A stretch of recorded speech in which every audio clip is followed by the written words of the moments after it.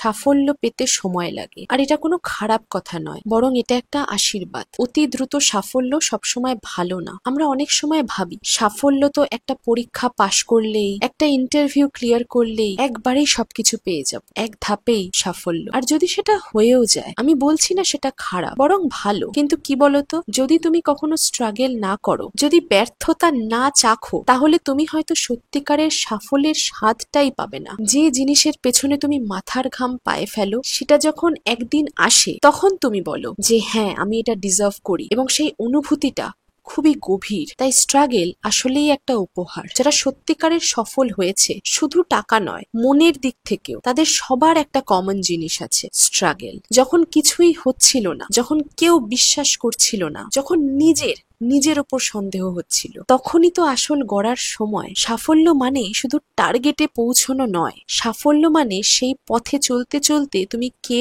হয়ে উঠলে। তাই জন্য একটুখানি সময় বোঝাই হুট করে পাওয়া সাফল্য আর সময় নিয়ে গড়া সাফল্যর পার্থক্য। আজকের দুনিয়াকে বলা হচ্ছে ফাস্ট পেসড ওয়ার্ল্ড, ওভারনাইট ফেম, ইনস্ট্যান্ট ক্লিক, ভাইরাল ভিডিও। কিন্তু একটু বলতো, আজ যারা ভাইরাল, 10 বছর পরেও কি তারা ভাইরাল থাকবে? যা তাড়াতাড়ি আসে, অনেক সময় সেটা তাড়াতাড়িই চলে যায়।